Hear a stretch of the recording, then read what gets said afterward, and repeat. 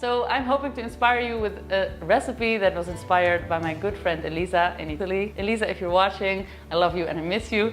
I've got these beautiful zucchinis here and I'm going to be making zucchini sotto olio, which means zucchini under oil. But first, let me walk you through the ingredients I've got laid out here. So first off, I've got some white cooking wine. This is a homemade white cooking wine, and as you can tell, not quite white, but it doesn't matter, it's wonderful. Then I've got some nature vinegar or white wine vinegar. This is white wine vinegar. I've got 6 small zucchinis. Size does matter, but not in the way that you think. Then we have garlic over here. I've got about 4 cloves, but that's probably a little bit too much. I've got this beautiful little thing. I'm not quite sure what you would call this in English. This is just to make sure that all your ingredients are submerged in the oil, and it works as follows. Presses it down, works like a charm.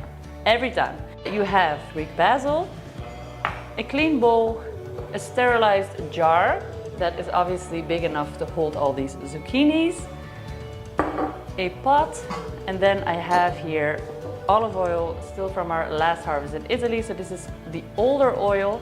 I would recommend you use olive oil, and I also would recommend that you wouldn't use your finest olive oil because you'll be using quite a lot of it and not necessarily consuming it afterwards. All right, and one clear lid. Let's get started. First things first, let's wash these suckers.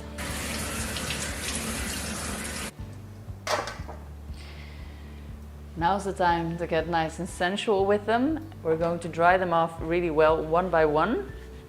Don't give Sophie any phallus-shaped objects because the jokes will be endless. All right, nice and shiny, nice and clean. Okay, I think we're ready to chop them up. I have a small serrated knife. I like to work with them best when I'm handling vegetables. So what I'm going to do, I'm going to just top off the heads and the tails, as they say. This is where the flour was attached. I'm going to do that with each of them. I love to say this, but you really want to work as a production line when doing these things, because it's going to save you so much time in the end. Don't waste too much, you just have to chop off a little bit really. And you can really tell that these are nice, young and fresh and straight from the garden because they have a real bounce to them. Next step is to slice them open lengthwise, I think you would say. And then what I'll do is I'll cut them lengthwise once more. Now we're going to de-seed them, and these courgettes were harvested extremely young because that's when they're at their best. So the seed is really nothing but the beginning of the seed, but we're still going to take it out as they do have a small chance of spoiling the whole dish. I'm going to be using this colander still, so I'm going to pop this to the back. These are all sliced lengthwise in 4 pieces each, and before I go onto the de-seeding and prepping all the other ingredients, I'm going to quickly put on my pot of vinegar and white wine. We're going to be quickly blanching our courgette in there. So I'm taking about a little bit less than a cup of vinegar, and let me just measure this out real quick. 2 cups of white wine, and into that I'm going to be adding 1 heaped teaspoon of salt, and that is going straight on the stove, and I'm going to bring it to a boil. Give it a quick stir to dissolve the salt. Okay, and now we're going to move on to the de-seeding. Let me see where I can hide this thing. It's always good to have a few cloths at hand. So very simply now, just take out the young beginning of the seeds from the center as such. This is why I quarter them this way. This is a nice and easy way to de-seed a courgette. Gently scoop it out. Don't take out too much because this is the flesh that you'll be using, and otherwise nothing remains. I can hear the vinegar and white wine starting to bubble away behind me. That means we have to act quickly. We don't want it all to evaporate. This is all about getting as much flesh and as little seed as possible. Challenge accepted. Alright guys, so this was the last zucchini, and now the next step is to slice them whichever size you like. So I like mine quite chunky, so I'm going to probably cut these in about 6 pieces each. But if you like them finer, you can do that. If you like them bigger, you can do that.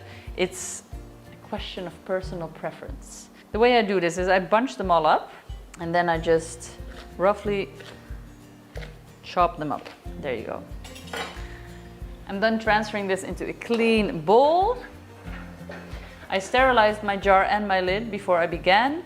That is quite important. You don't want to introduce any kind of yeast or other type of bacteria into the jar that might funk up your whole batch. These puppies are going straight into that vinegar mix, but we're not going to boil them all at once. We'll do this in batches. I think 3 batches will do. Let's move on to the stove.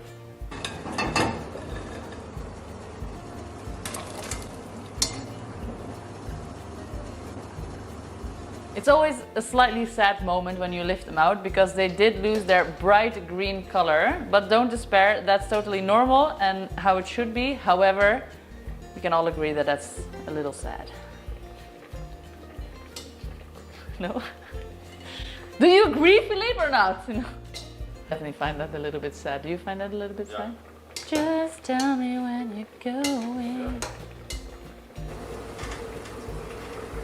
The last batch is in, and now I'm going to take a clean kitchen towel so that we can make sure that these get nice and dry. That's really the most important part about this recipe. Before you put them in with your condiments and oil, you want to make sure that they are very nice and dry again. So no soggy courgettes in our jars. To bring over the first batch of courgettes. Just going to make sure that all the excess liquid is out of them.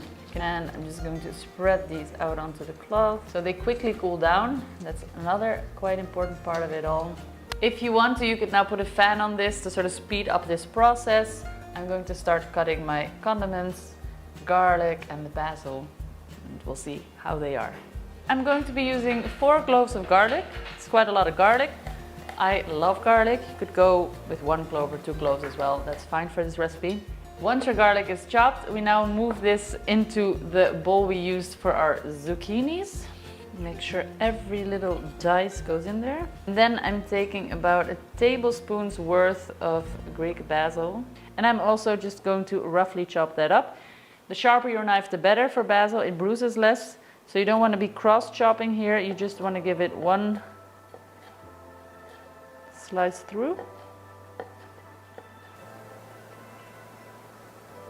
Now that everything is in that bowl, you have to wait until your courgettes are completely cooled down and are very dry. So you could either put a vent on them or just go and have a coffee or a glass of wine.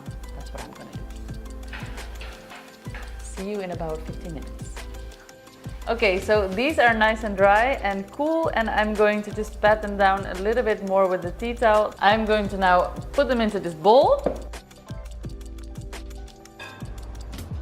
With the last bits, you really want to make sure you have all the garlic and basil in there, as that's going to be making this delicious flavor. Press it down slightly. So this is all in now. You don't want to press it down too much because you might create air pockets. And what we'll do next is we'll top it off with the olive oil. Take a little break in between because you want all the oil to really penetrate all the holes, all the air pockets that are at the bottom of this jar. Make sure there are no air bubbles at the bottom of it. Gonna be tasty. And then we're going to close it off with this little contraption that I showed you guys before. All right, guys, I think what advice can I give you for this little puppy? This will keep up to a year if you store it in a cool and dark place. No direct sunlight, that definitely will not help it. If you can withstand for a year, I challenge you, but we'll be enjoying it much sooner. I hope you enjoyed our content, and if you do, don't forget to hit that subscribe button and, like, comment, share. You know what to do. See you on the next one, The Farming Chefs. Peace out.